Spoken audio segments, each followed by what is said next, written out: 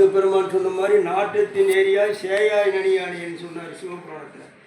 முற்பிறவியில் நாம் செய்த தர்மமும் தவமும் யாகமும் யோகமும் புண்ணியமும் தான் இந்த பிறவியில் நமக்கு வாழ்க்கை. புண்ணியம் செய்தவருக்கு திடமான உடம்பு, தெளிவான அறிவு, குணமான மனைவி, குறிப்பறிந்து நடக்கிற பிள்ளை, தொட்டது தொடங்கும், எட்டது விளங்கும்.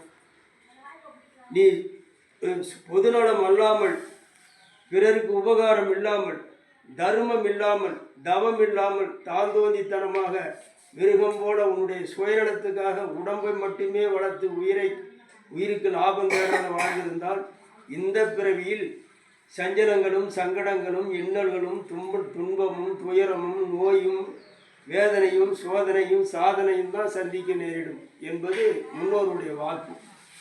ஆகினால் இந்த பிறப்பில் நாம் நம்மால் இயன்ற வரைக்கும், முடிந்த வரைக்கும் பிறருக்கு நன்மை செய்யவில்லையானாலும் தீமையாவது செய்யாதிருக்க வேண்டியது முதல் இது.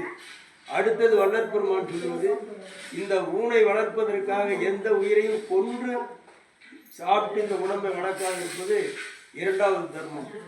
மூன்றாவது தர்மம், நம்மால் இயன்ற வரைக்கும் பிறருக்கு ஈயென்று பிறரிடம் நின்று கேளாத இயல்பும் ஈடு இடுவென்ற போது அவருக்கு நம்மால் முடிந்த உபகாரத்தை செய்து எதிர்ப்படும் ஜீவர்களை நல்வழிக்கு வரவழைப்பது மூன்றாவது தர்மம்.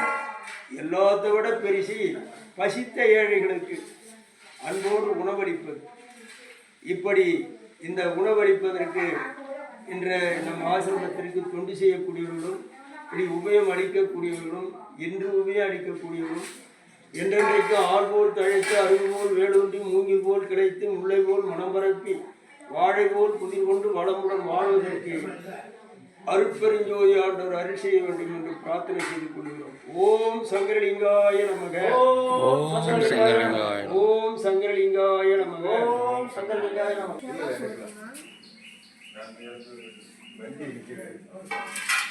அப்படியே பார்த்தீங்கன்னா அவர் சாப்பிட்டா வண்டியில் வேற குரங்கு வந்துடும் போங்க. கட்டிலே கூட ஒரு இலைய வச்சு கொடுக்காம எடுத்து போய் எவ்வளோ சாப்பிட்டு வந்து சரி அவருக்கு போட்டு அனுப்புங்க. சாப்பிட வந்து அந்த வண்டி கூட போகுது உண்டு சாப்பாடு உபயோகத்தில் அன்னைக்கு வடை பாயசோடு சாப்பாடு மற்ற நல்ல என்னைக்கும் உண்டு எவ்வளோ